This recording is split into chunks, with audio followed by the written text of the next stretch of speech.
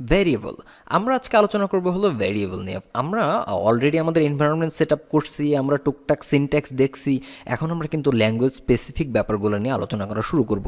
আজকে আমরা প্রথম পরিচয় করাই দিব হলো আপনাদেরকে ভেরিয়েবলের সাথে, এবং আমরা মোটামুটি বলতে পারি অফিসিয়ালি আমাদের পিএইচপির সাথে যাত্রাটা শুরু হবে এইখান থেকেই, কারণ আমরা এই মেইন যে ফান্ডামেন্টাল টপিকগুলো সেগুলো বোঝা শুরু করব। ভেরিয়েবল ব্যাপারটা কীরকম? Variables are simply use to store data.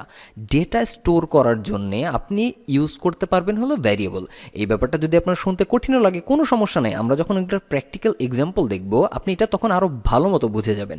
আপাতত শুধু আপনি এটুকু মনে রাখেন যে ভ্যারিয়েবলগুলো আপনার কাজ করবে কিসে, কেন কাজে লাগবে, কারণ এখানে আপনি ডেটা স্টোর করতে পারবেন।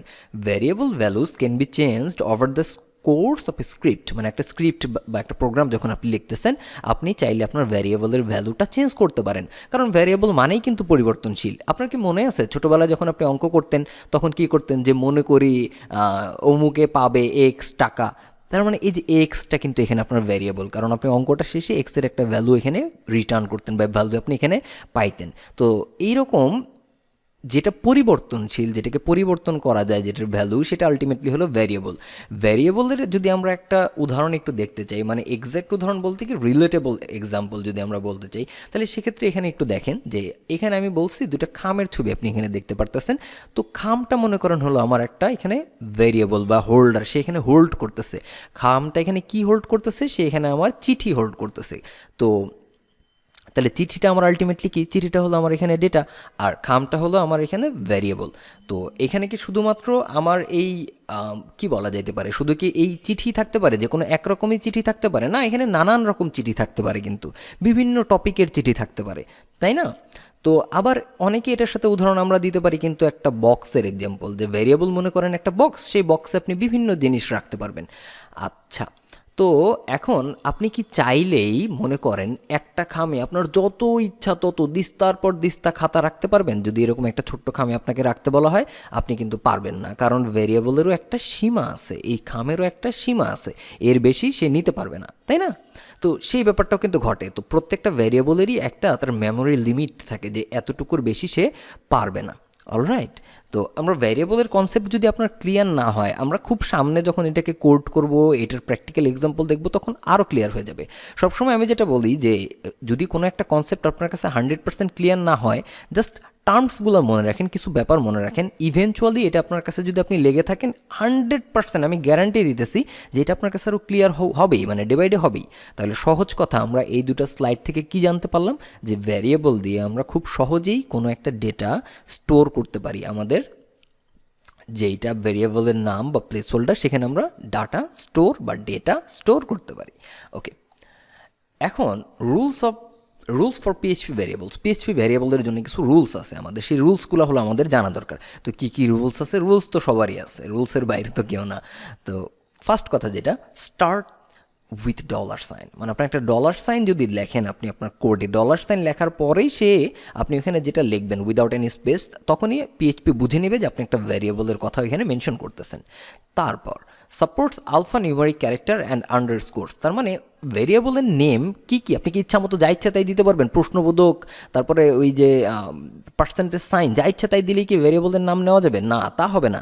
আপনার ভেরিয়েবল আলফা নিউমেরিক যে আছে, আলফা নিউমেরিক বলতে আমরা এখানে কি বুঝাইতেছি, অ্যালফাবেটিক্যাল যে নাম্বার, মানে অ্যালফাবেটিক্যাল যে অর্ডারগুলো আমাদের আছে, A B C D E F G H থেকে জেড পর্যন্ত, বড় হাতের ছোটো হাতের দুইটাই, এগুলো সে অ্যাকসেপ্ট করবে, সে 0 থেকে 9 পর্যন্ত অ্যাকসেপ্ট করবে, এবং সে আন্ডারস্কোর যেটা সেটা সে অ্যাকসেপ্ট করবে। আচ্ছা, variable name must start with letter or underscore. ভেরিয়েবলের নামটা আপনার শুরু করতে হবে ডলার সাইনের পরে কোনো একটা লেটার দিয়ে, মানে এ থেকে জেড পর্যন্ত কোনো একটা লেটার দিয়ে অথবা আন্ডারস্কোর দিয়ে, আপনি এইটা দিয়ে আপনার শুরু করতে হবে। আপনি কোনো নাম্বার দিয়ে এটা স্টার্ট করতে পারবেন না। আচ্ছা, এখন আমরা এটার প্র্যাকটিক্যাল এক্সাম্পলও দেখব খুব দ্রুতই। ক্যান নট কন্টেইন স্পেস, মানে আপনি ভেরিয়েবল নামের ভিতরে স্পেস দিতে পারবেন না, ঠিক আছে? এটা একটা রুলস। আচ্ছা, can not start with number or symbol, number অথবা সিম্বল দিয়ে এটা শুরু হইতে পারবে না। আরেকটা জিনিস মনে রাখতে হবে যে ভেরিয়েবল আর কেস সেন্সিটিভ। কেস সেন্সিটিভ মানে কি? মানে বড় হাতের ছোট হাতের বিষয়টা এখানে ম্যাটার করে, মানে আপনি যদি বড় হাতের নেম আর ছোট হাতের নেম লেখেন, দুইটা কিন্তু আলাদা ভেরিয়েবল হয়ে যাবে। ওইটা যখন আমাদের নেক্সট ক্লাসে আমরা প্র্যাকটিক্যাল করে দেখব, আরও সুন্দর করে আমি এটা বুঝাই দেবো। অলরাইট, তো PHP is loosely type language. Loosely type মানে কি, মানে এটা কি লুজলি টাইপ ল্যাঙ্গুয়েজ বলতে কি বুঝাইতেছে? এটার মানে হইতেছে খুব সহজ কথায় যে it automatically makes the conversion to its correct data types বা ডেটা টাইপ। এটার মানেটা হলো খুব সহজ কথায় যদি আমরা বলি, পিএইচপি ভেরিয়েবল ডিক্লেয়ার করার সময় আমার প্রথমেই বলে দিতে হয় না যে এইখানে আমি কি টাইপের ডেটা স্টোর করতে চাচ্ছি।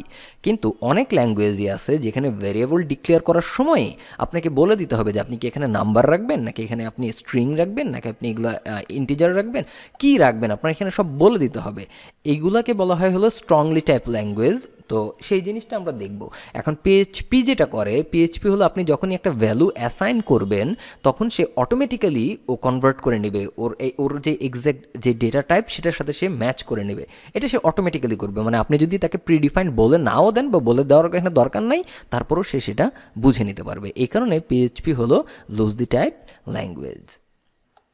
অলরাইট, তো এখানে আমরা একটা এক্সাম্পল দেখতে পারতেছি। ধরেন এই যে $সাইন দিয়ে আমি স্টার্ট করছি, নেম লিখছি এবং তারপর আমি আমার নামটা লিখছি সাইদুর রহমান সেতু, এটা একটা স্ট্রিং। তারপরে ধরেন নাম নামে একটা ভেরিয়েবল আমরা নিচ্ছি, এখানে আমরা 13 লিখছি, সেটা হলো নাম্বার। আপনি দেখতে পারতেছেন যে নেম লেখার পরে সেখানে আমরা ওই যে সিঙ্গেল কোটেশন ইউজ করছি, নাম্বারের ক্ষেত্রে কোনো কোটেশন আমরা ইউজ করিনি। এগুলো আমরা দেখবো নেক্সটে ক্লাসে, যে মানে নেক্সট যখন আমরা প্র্যাকটিক্যালি করব তখন। আবার দেখেন পরবর্তীতে বুল শুধুমাত্র আমরা ট্রু লিখছি, আবার অ্যারে যখন লিখছি তখন কিন্তু আমরা এরকম একটা এই যে আমাদের থার্ড ব্র্যাকেট দিয়ে তারপর আমরা প্রত্যেকটা কমা কমা দিয়ে সেপারেট করছি। এই জিনিসগুলো আমাদের প্রত্যেকটা টপিক নিয়ে, স্ট্রিং নিয়ে, অ্যারে নিয়ে, আমাদের কিন্তু ডেটা টাইপস নিয়ে আমাদের ডিফারেন্ট ভিডিও আসবে, সেখানে আমরা আরও বিস্তারিত আলোচনা করব। এই পুরো ভিডিওটা থেকে যদি কিছু নেওয়ার থাকে যারা একদম বিগিনার, তারা যেটা আমরা নিতে পারবো যে দেখেন এখানে যে এই সাইদুর রহমান সেতু, এই পুরা যে লেখাটা এই এত বড় টুককে আমরা স্টোর করতেছি নেম ভেরিয়েবলে। তার মানে পরবর্তীতে যদি আমি নেম ভেরিয়েবলটা কল করি তখন সে পুরাটা, সেই আসলে এই নেম ভেরিয়েবল দ্বারা কী বুঝবে, এই পুরার যে ওর ভ্যালুটা সেটা সে আমাকে দিবে, আমি সেটা ইউজ করতে পারবো। অলরাইট, তো ভেরিয়েবলের কনসেপ্ট আই হোপ আপনারা বুঝতে পারছেন।